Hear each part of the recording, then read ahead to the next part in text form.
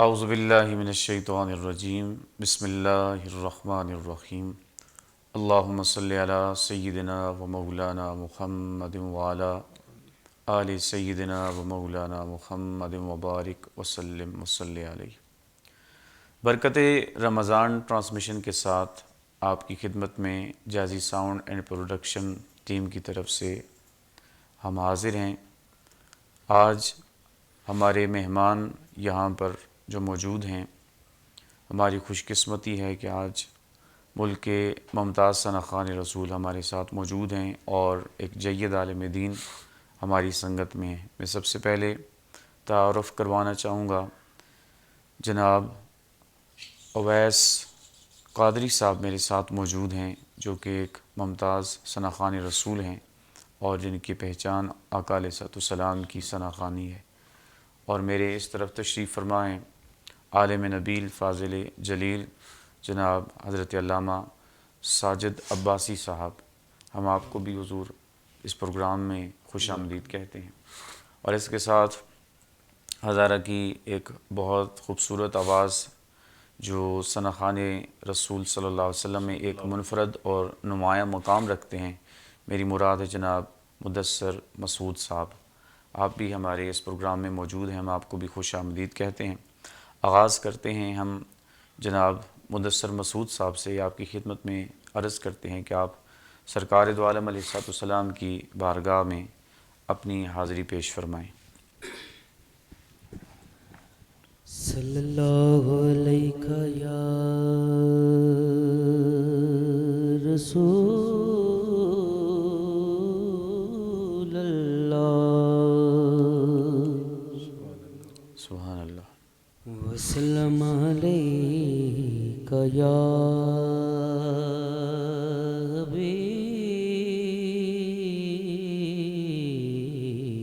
حبیب اللہ۔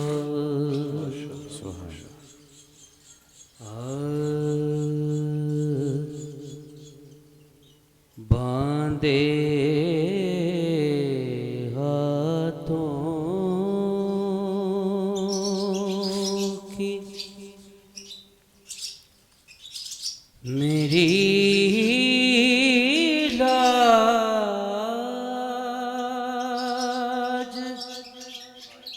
نبھائے رکھنا، سبحان اللہ۔ باندھے ہاتھوں کی میری لاج نبھائے رکھنا، باندھے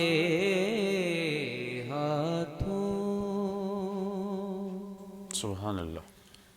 باندھے ہاتھوں کی میری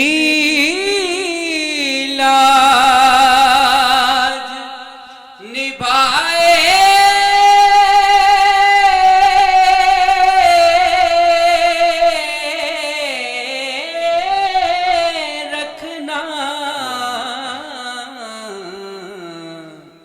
میرے سرکار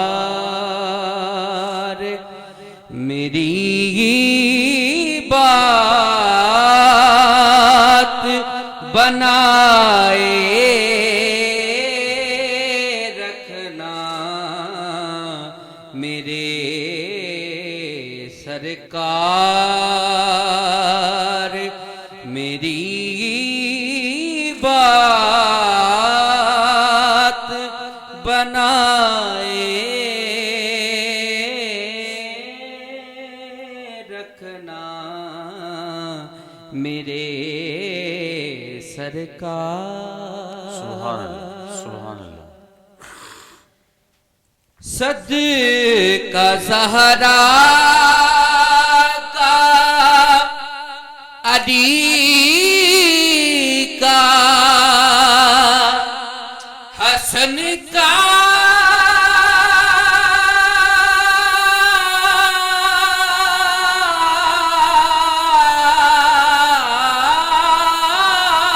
صدقہ سبحان اللہ صدقہ زہرا کا علی کا حسن کا صدقہ ان کی نسبت واہ میری بات بنائے رکھنا ان کی نسبت سے میری بات بنائے رکھنا میرے سرکار سبحان اللہ اور تیرا کہلاتا ہوں بے شک واہ تو یہ لوگ مجھے جانتے ہیں تیرا کہلاتا ہوں تو یہ لوگ مجھے جانتے ہیں میرے آقا واہ مجھے غیروں سے بچائے رکھنا میرے آقا مجھے غیروں سے بچائے رکھنا میرے سرکار سبحان اللہ اور ذرائے خاک کو اے خورشید بنانے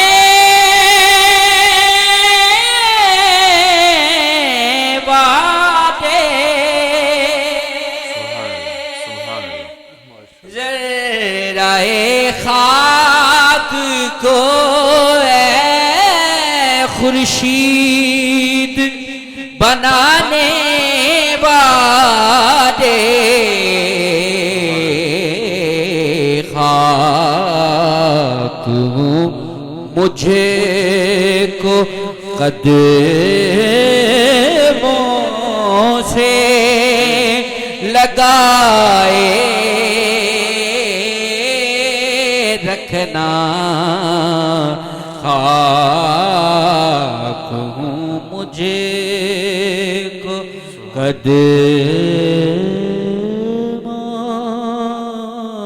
قدموں سے لگائے رکھنا باندھے ہاتھوں کی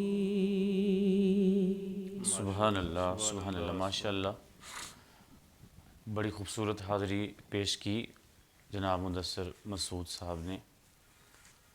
ہمارے آج کے مہمان عالم دین جناب علامہ ساجد عباسی صاحب ہمارے ساتھ موجود ہیں. ہم آج حقوق کے حوالے سے بات کرنے جا رہے ہیں.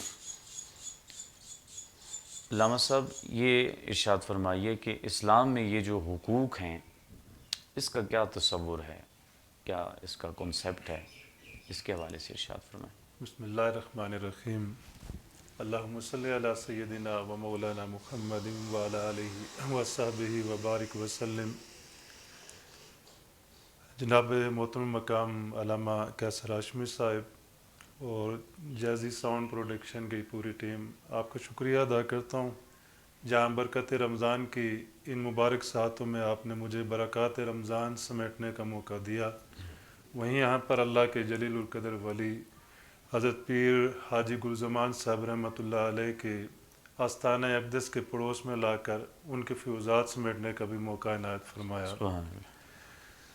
جناب محترم، جو حقوق کا اسلام کا دیا ہوا تصور ہے وہ بڑا واضح، بڑا آسان ہے، لیکن بالعموم ہمارے معاشرے میں جو حقوق کا ایک رونا رویا جاتا ہے اس کی بنیادی وجہ یہ ہے کہ ہمارے ہاں حقوق اور فرائض میں توازن نہیں رکھا جاتا۔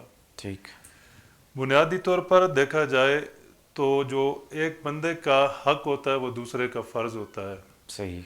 ہمارا مسئلہ اور المیہ یہ ہے ہمارے معاشرے کا کہ ہر شخص جو ہے وہ حقوق حاصل کرنا اور حقوق کے حوالے سے تو وہ بات کرتا ہے، لیکن بالعموم ہم ادائیگی فرائض میں کوتاہی برتتے ہیں۔ ٹھیک ہو گیا۔ معاشرے کا ہر طبقہ اور ہر فرد اگر اپنے حصے کا فرض ادا کرے تو آٹومیٹیکلی دوسرے کا جو حق ادا ہو جاتا ہے۔ صحیح ہو گیا۔ مثال کے طور پر والدین اپنی اولاد کا جو ان کے ذمہ فرض ہے، ان کی تعلیم و تربیت کا، ان کے رہائش، خوراک اور دیگر لوازمات زندگی کا، وہ اگر احسن طریقے سے نبھائیں گے تو اولاد کے جو حقوق ہیں وہ آٹومیٹیکلی ادا ہو جائیں گے۔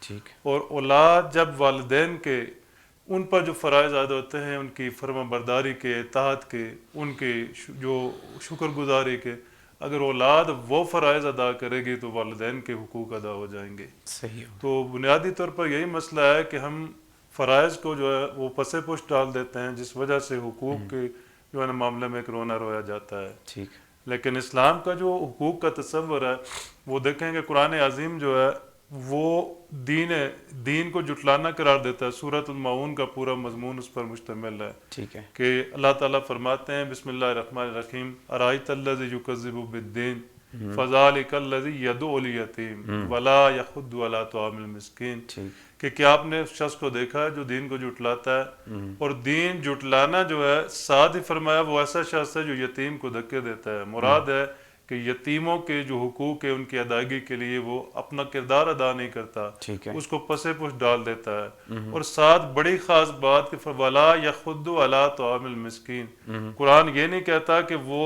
مساکین کے جو طعام ہے، کھانا ہے، وہ خود عمل نہیں کرتا، بلکہ فرمایا یخد علی طعام المسکین، وہ دوسروں کو بھی ترغیب نہیں دیتا کہ وہ معاشرے میں جو مساکین، حاجت مند اور ضرورت مند لوگ ہیں ان کی جو بھوک اور افلاس ہے اس کو مٹانے کے لیے اپنا کردار ادا کرے۔ سبحان اللہ، سبحان اللہ۔ ٹھیک ہو گیا۔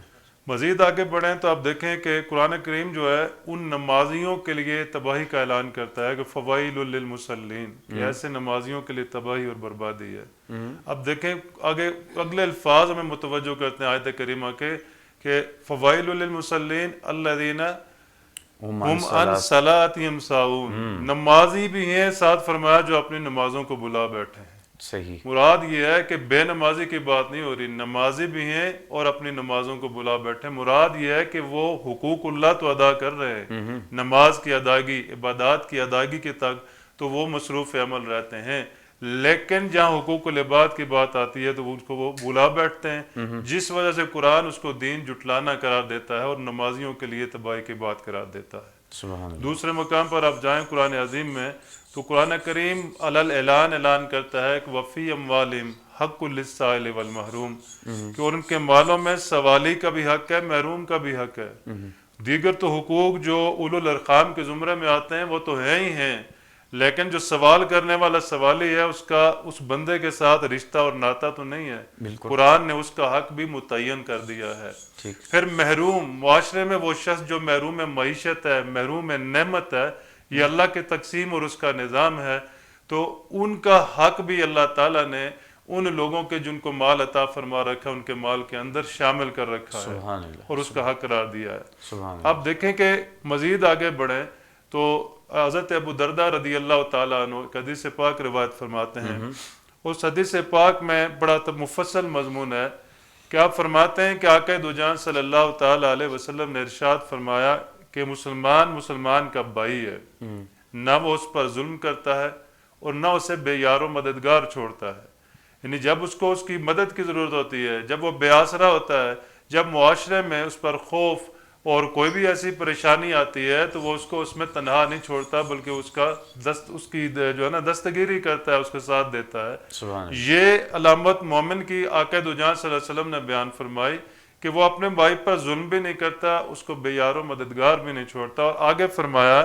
کہ جو شخص کسی مسلمان کی حاجت براری کرتا ہے اللہ تعالیٰ اس کی حاجت براری فرماتا ہے۔ صحیح ہو گیا۔ پھر فرمایا کہ جو شخص کسی مسلمان کی دنیاوی مشکل کو آسان کرے گا اللہ تعالیٰ اس کی آخرت کی مشکلات میں سے مشکل کو آسان فرمائے گا۔ سبحان اور مزید آگے بڑھے تو آقا دو جہاں صلی اللہ علیہ وسلم نے فرمایا کہ جو شخص دنیا میں اپنے کسی مسلمان کی پردہ پوشی کرتا ہے اللہ تعالیٰ کل قیامت کے دن اس کی ستر پوشی فرمائے گا۔ سبحان اللہ۔ تو دیکھیں اللہ تعالیٰ کا کرم کس قدر ہے، اور انسان کا انسان کے ساتھ بالخصوص مسلمان کا مسلمان کے ساتھ جو تعلق ہے وہ کتنا گہرا ہے۔ بلکہ مسلمان کی تو تعریف ہی یہ کی گئی حدیث پاک میں کہ المسلم من سلم المسلمون من لسانہ و یدہ، مسلمان ہے ہی وہی جس کے ہاتھ اور زبان سے دوسرے مسلمان محفوظ رہیں۔ سبحان اللہ، سبحان اللہ۔ بہت خوبصورت علامہ صاحب نے اس بات کو کلیئر کیا اور واضح پیغام دیا کہ حقوق کی بات تب کی جائے جب فرائض کی کامل ادائیگی ہو۔ جب فرض پورا ہوگا تو آٹومیٹکلی حق جو ہیں وہ اپنے حقدار تک پہنچیں گے۔ میں مزید آپ سے یہ جاننا چاہوں گا کہ اگر ہم اس کی تقسیم کریں حقوق کی تو ایک عام جو مسلمان ہے اس پر سب سے زیادہ کس کا حق ہے؟ دیکھیں جب اللہ کے حقوق کے بعد ہم قرآن کریم کا مطالعہ کرتے ہیں تو اللہ تعالیٰ نے جب بندوں کے حقوق کا بیان فرمایا تو مہن اللہ نے اپنی عبادت کے ساتھ والدین کے ساتھ اس نے سلوک کو لازم قرار دیا۔ صحیح۔ تو ایک انسان جس معاشرے میں جس گھر میں آنکھ کھولتا ہے وہ مرہون منت ہوتا ہے اپنے ماں باپ کا، تو سب سے پہلے تو اس پر جو حقوق لازم آتے ہیں وہ اس کے ماں باپ کے حقوق ہیں، اور قرآن ان کے ساتھ اس نے سلوک حکم دیتا ہے۔ سبحان اللہ۔ ایک شخص نے آقا دو جہاں صلی اللہ علیہ وسلم کی بارگاہ میں سوال کیا کہ ای العمل احب الی اللہ، کہ اللہ کے رسول اللہ کے نزدیک سب سے پسندیدہ عمل کون ہے، کون سا ہے؟ تو آقا دو جہاں صلی اللہ علیہ وسلم نے اس کی ایک ترتیب بیان فرما دی۔ آپ صلی اللہ علیہ وسلم نے فرمایا الصلاۃ علی وقتہا، پہلی چیز فرمائی کہ وقت پر نماز ادا کرنا۔ اب دیکھیے کہ نماز اللہ کا حق ہے، پہلا حق اللہ نے اپنا رکھا، ساتھ ہی فرمایا وبر الوالدین، اور ماں باپ کے ساتھ نیک سلوک کرنا۔ سبحان اللہ۔ اور تیسرے مقام پر جا کر فرمایا والجہاد فی سبیل اللہ، اور اللہ کے راہ میں جہاد کرنا۔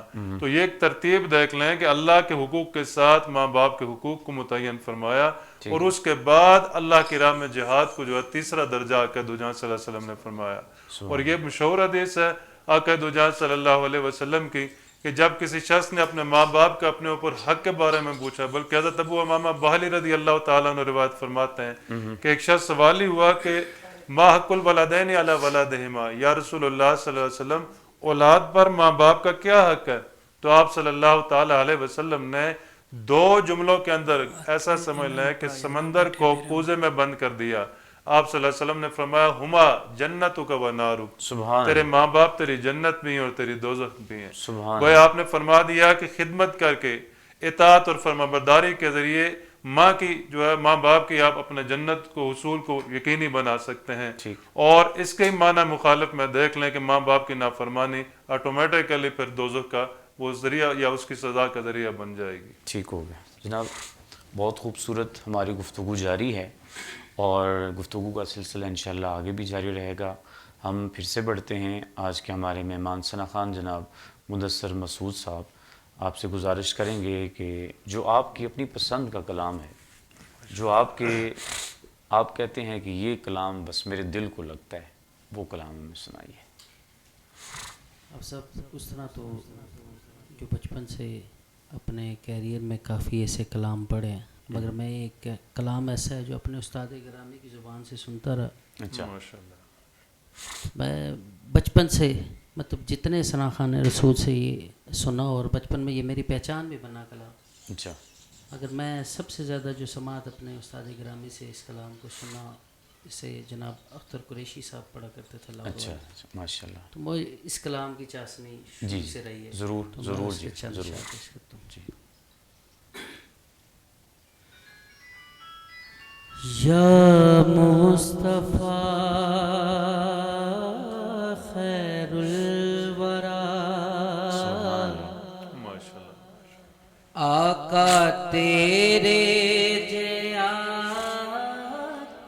کوئی نہیں کنوں کواں تیرے جیا تیرے جیا کوئی نہیں یا مصطفیٰ خیر الورا آقا تیرے جیا کوئی نہیں کنوں کواں تیرے جیا آقا تیرے جیا کوئی نہیں سبحان اللہ سبحان اللہ اور کوئی تیری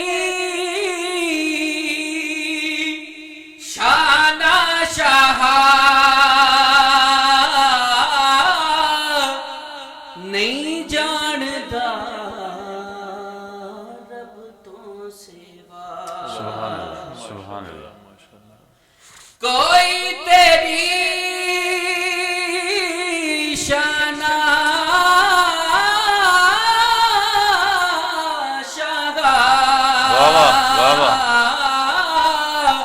نہیں جاندا رب تو سوا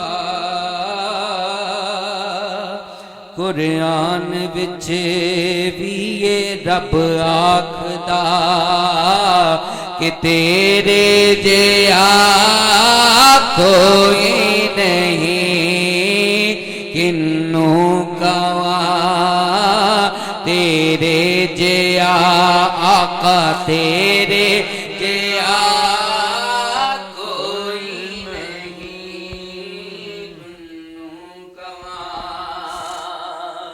سبحان اللہ اور گود چ لے کے سرکار نو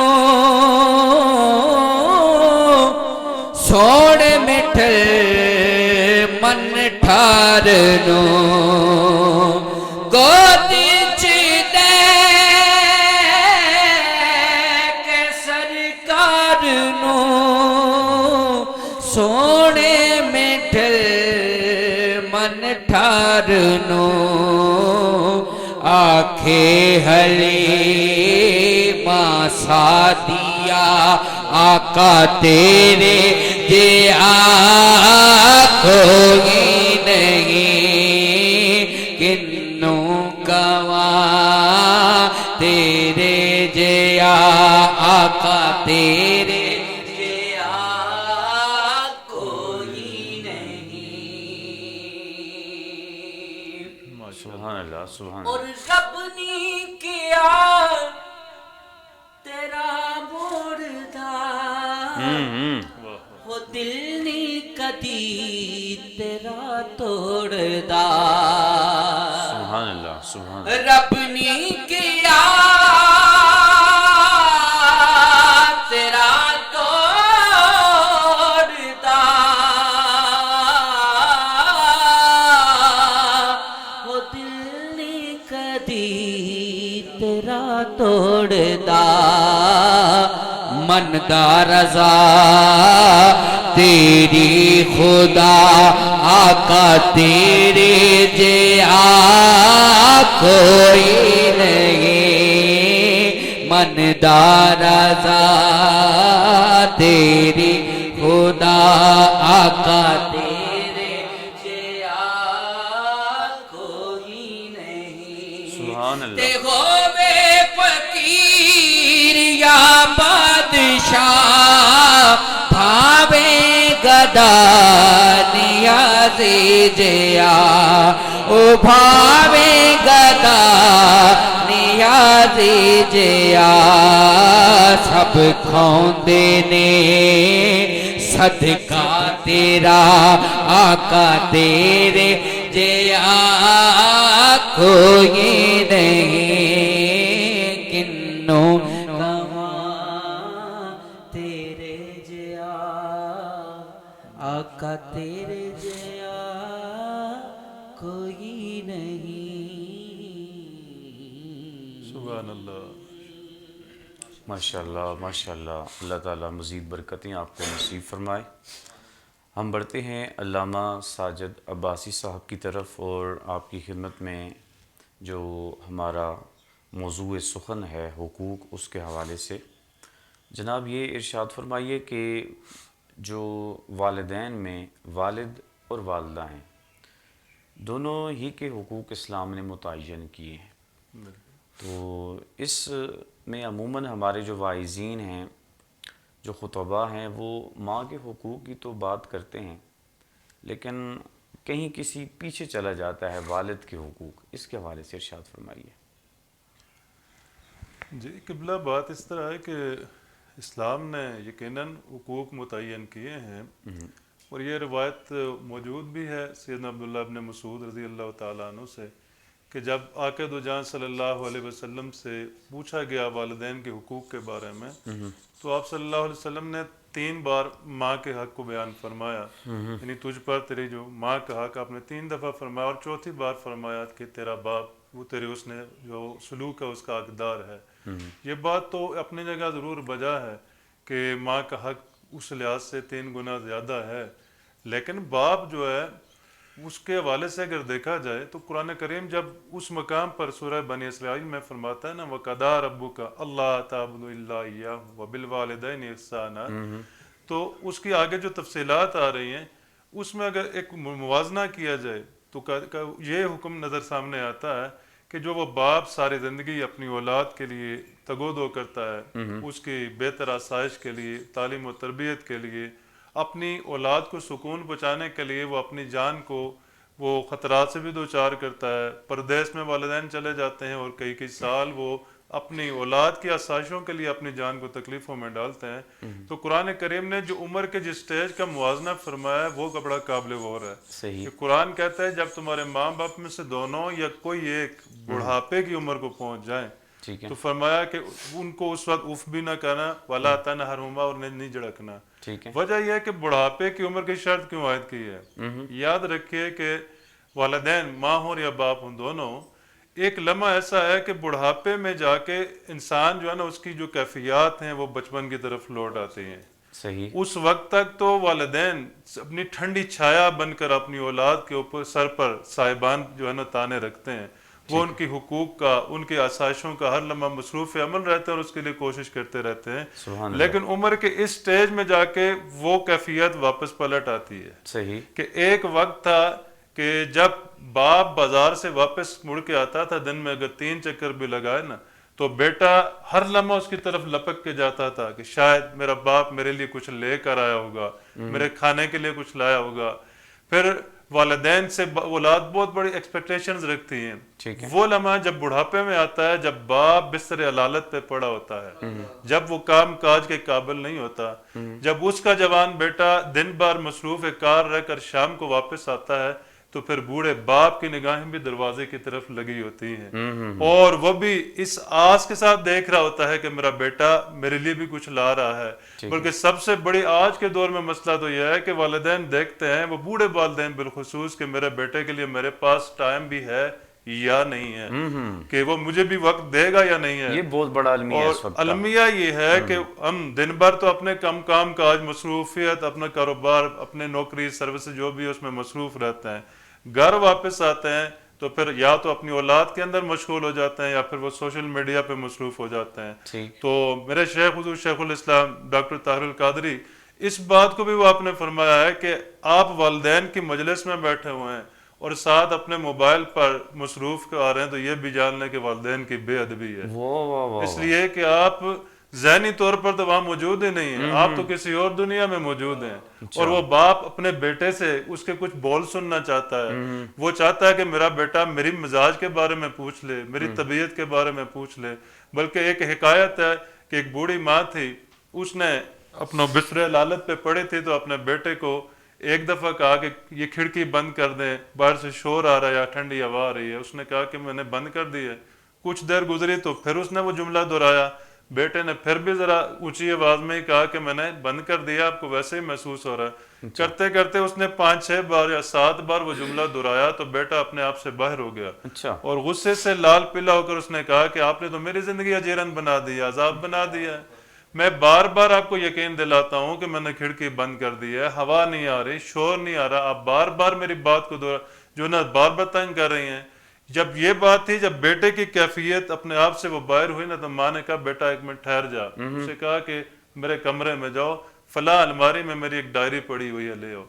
جب وہ بیٹا وہ ڈائری لے کر آیا تو اس ماں نے اس میں سے ایک صفحہ کھولا اور اس کے سامنے لگا کہ یہ تاریخ دیکھ لو بیٹے، ایک وقت تجھ پہ بھی ایسا آیا تھا کہ تو چھوٹا سا میری گود میں تھا اور تو مجھ سے بھی بار بار تکرار کرتا تھا کسی چیز کا، لیکن میری ممتا کا عالم دیکھ لے کہ تو نے اس مجلس میں یا اس دن میں مجھ سے 70 بار اس چیز کا تقاضا کیا، لیکن میرے بیٹے تیرا سوال اور تیری خواہش بڑھتی تھی اور میرا پیار بڑھتا چلا جاتا تھا. میں ہر بار تیرا ماتھا چوم کر پھر تجھے جواب دیتی تھی. 70 بار میں نے تجھے مطمئن کیا، سیٹسفائی کیا، میرے ماتھے پہ تو شکن نہ آیا. آج میں نے اس عمر میں اسٹیج میں 7 بار بات دہرائی ہے کہ 7 بار پر بھی تو غصے سے لال پیلا ہو گیا. تو اگر دیکھا جائے تو پھر وہ جو کیفیات ہے بڑھاپے کی، اس میں والدین کا خیال، ان کا دیکھ بھال کرنا، ان کو توجہ دینا، ان کو جو ہے نا مجلس اور کمپنی دینا، یہ اولاد پر بہت زیادہ لازم ہو جاتا ہے اور ضرورت بن جاتی ہے. بہت خوب بہت خوب. اچھا میں عرض کرنا چاہوں گا اس کے ساتھ کہ یہ ایک اسلامی جو معاشرہ ہے اس کی خوبصورتی ہے کہ آپ دیکھ لیں ملک پاکستان میں یہاں پر اولڈ ہاؤسز بہت کم ہیں. بالکل ایسے. جبکہ مغرب میں چلے جائیں آپ کو تو وہاں پر اولڈ ہاؤسز بہت زیادہ ہیں. اس کے پیچھے جو وجہ ہے وہ یقیناً ایک جو اسلامک ٹیچنگز ہیں ہمارے پاس، وہی ہے کہ ہمارے جو معاشرے میں والدین کا احترام ہے، ان کے ساتھ عقیدت ہے اور ان کی خدمت ہے، وہ پراپرلی لوگوں کو بتایا جاتا ہے، بچوں کو، یعنی وہ دیکھتے ہیں اپنے والدین کی خدمت کرنا، پھر اسی طرح سے وہ اپنے بچوں سے بھی توقع رکھتے ہیں. اس کے بارے میں آپ کیا کہیں گے؟ یعنی یہ جو کمپیریزن ہے جو مغربی سوسائٹی ہے اور جو ہماری اسلامک سوسائٹی ہے، اس کے حوالے سے. دیکھیں یہ تو لازمی بات ہے نا کہ جو کلچر آپ اولاد کو دیں گے وہ ان کی عملی زندگی پر، ان کے افعال پر، ذہن پر وہ لازمی اثر انداز ہوگا. ٹھیک ہے. ہمارا کلچر جو مشرقی کلچر جس کو اسلامی کلچر پہلے کہہ لیں اور اس کے بعد ہمارا اگر برصغیر پاک و ہند کی بات کریں مشرقی روایات یا کلچر کہہ لیں، تو اس میں الحمدللہ یہ بات یہ ہے کہ ہماری جو اسلامی اقدار ہیں وہ جو ہے نا وہ سامنے رہتی ہیں. والدین اپنے والدین کا جب ادب و احترام بجا لاتے ہیں، اپنے بوڑھے ماں باپ کی خدمت بجا لاتے ہیں، ان کے سامنے بلند آواز سے بولنے کو بھی وہ سوء ادب گردانتے ہیں، تو ان کی اولاد یہ سارا منظر دیکھ رہی ہوتی ہے. وہ اولاد کی جو ہے نا وہ جو سب کانشیس ہے اس کے اندر یہ ساری چیزیں محفوظ ہو رہی ہوتی ہیں.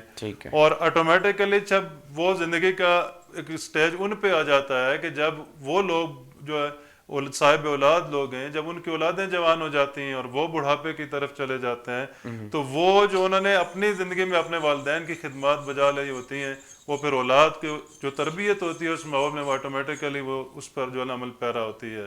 تو جو مغربی کلچر ہے وہ تو آپ جانتے ہیں کہ وہ ایسا ہی ہے کہ وہ سمجھ لیں کہ اس کو بوجھ سمجھ لیتا ہے. اولڈ ہاؤسز میں جا کر والدین کو چھوڑ دینا گویا کہ یہ اعتراف ہے اس بات کا کہ اب ہمیں ان کی ضرورت نہیں ہے، یا ہماری جو لائف ہے اس کے اندر جو ہے نا ان کی ایڈجسٹ نہیں ہو سکتے.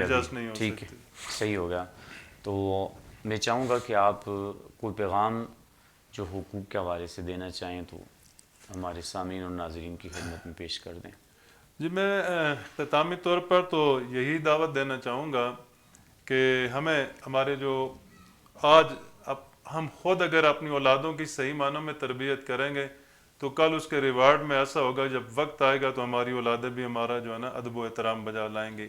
اسلام کے حقوق کے بارے میں ایک شارٹ سی بات حدیث شریف پیش کرنا چاہوں گا کہ اس حدیث شریف سے آپ موازنہ کر لیں کہ آقا دو جہاں صلی اللہ تعالیٰ علیہ وسلم نے حقوق ماں باپ سے تو شروع کیے تو کہاں تک پہنچا دیا، اس کا لیول کہاں تک پہنچا دیا کہ متفق علیہ حدیث پاک ہے. سیدنا ابو سعید خدری رضی اللہ تعالیٰ عنہ روایت فرماتے ہیں کہ ایک دن آقا دو جہاں صلی اللہ تعالیٰ علیہ وسلم ایک راستے سے جا رہے تھے، تو آپ نے راستے میں کچھ صحابہ کو محو گفتگو پایا، راستے میں بیٹھے ہوئے گفتگو کر رہے تھے۔ آقا دو جہاں صلی اللہ تعالیٰ علیہ وسلم نے انہیں راستے میں بیٹھنے سے منع فرمایا۔ صحابہ کرام نے عرض کی یا رسول اللہ صلی اللہ علیہ وسلم، یہ راستے میں بیٹھنا اس سے بچنا ہمارے لیے ممکن نہیں ہے، اس لیے کہ یہاں ہم ایک دوسرے ملتے ہیں، ایک دوسرے کی خیر عافیت دریافت کر لیتے ہیں۔ جب یہ جواب صحابہ کرام نے دیا تو آقا دو جہاں صلی اللہ تعالیٰ علیہ وسلم نے فرمایا اچھا، اگر راستے میں تمہارے لیے بیٹھنا ناگزیر ہے اور تم اس سے نہیں بچ سکتے تو پھر راستے کا حق ادا کرو۔ جب یہ فرمان رسالت صلی اللہ تعالیٰ علیہ وسلم صحابہ کرام نے سنا تو عرض گزار ہوئے، قالوا ما حق الطریق یا رسول اللہ، اے اللہ کے رسول راستے کا کیا حق ہے؟ یہ حیرت بتا رہی ہے کہ صحابہ کرام بھی اس سوال پر حیرت زدہ ہوئے کہ اے اللہ کے رسول راستے کا بھی کوئی حق ہے۔ اب سنیں میرے آقا صلی اللہ تعالیٰ علیہ وسلم نے اس سوال کے جواب میں راستے کے بھی 4 حقوق بیان فرمائے۔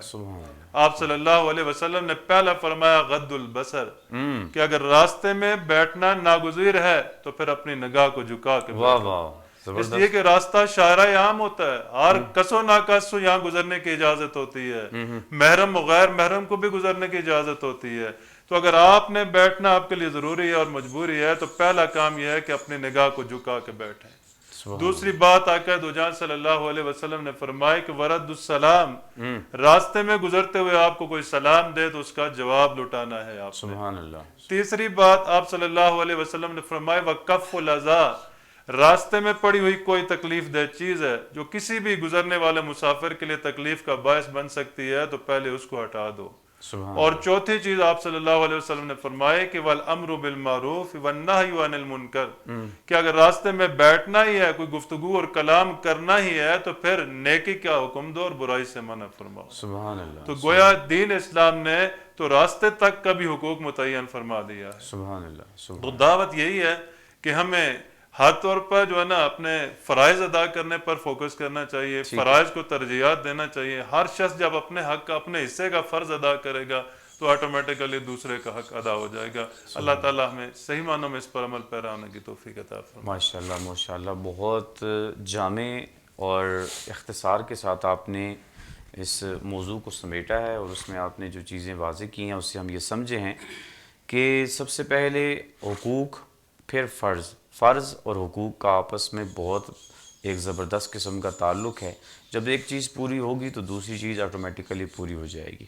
پھر علامہ صاحب نے یہ فرمایا کہ ساتھ میں جو والدین ہیں، جو سب سے ہمارے قریبی ہیں، وہ حقوق رائٹس زیادہ رکھتے ہیں، ان کے حقوق جو ہے وہ پورے کیے جائیں۔ جب معاشرہ اپنے اپنے حقوق اور فرائض ادا کرے گا تو وہ ایک مثالی معاشرہ بن سکتا ہے۔ بہت خوبصورت ہماری گفتگو رہی، اور میں جو اسلام کی حقوق کی خوبصورتی ہے وہ بھی میں عرض کر دوں کہ اسلام نے نہ صرف انسانوں کے حقوق متعین کیے بلکہ جانوروں کے بھی حقوق اسلام نے متعین کیے۔ جب سرکار دو عالم علیہ الصلوۃ والسلام شب معراج تشریف لے گئے تو آپ نے واپس آ کر کے ایک جو عورت تھی اس کے بارے میں یہ ارشاد فرمایا کہ اللہ تعالیٰ نے ایک بنی اسرائیل کی عورت کو اس لیے جہنم میں ڈال دیا کہ اس نے ایک بلی کو قید کیا ہوا تھا اور اس کے کھانے اور پینے کا اس نے انتظام نہیں کیا۔ وہ بلی بھوکی اور پیاسی مر گئی، اس وجہ سے اللہ تعالیٰ نے اسے جہنم میں ڈال دیا۔ یعنی کہ انسان تو انسان، اسلام نے جانوروں کے بھی حقوق متعین کیے۔ ضرورت اس امر کی ہے کہ ہم اپنے حقوق اور فرائض سے سبکدوش ہوں، تو تبھی ایک اسلامی جو مثالی معاشرہ ہے وہ قائم ہو سکتا ہے۔ ہم آخر میں بڑھتے ہیں، اپنے مہمان ثنا خان جناب مدثر مسعود صاحب اور آپ کی خدمت میں عرض کریں گے کہ جو منقبت آپ کی بڑی مشہور ہے وہ آپ پیش فرمائیں۔ موت جب صاحب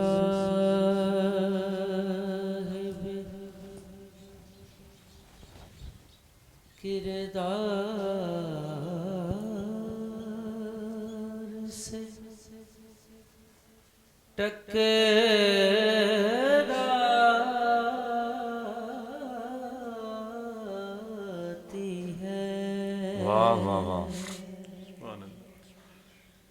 پھر وہ مرتا نہیں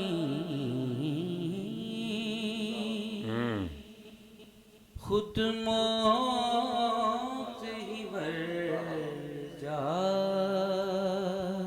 ہے. سبحان اللہ. اور یہ تو ذریعہ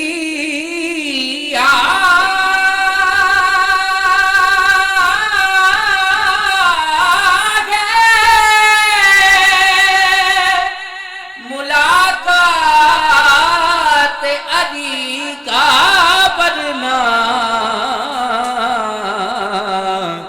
موت حیدر کے غلاموں کو کہاں آتی ہے.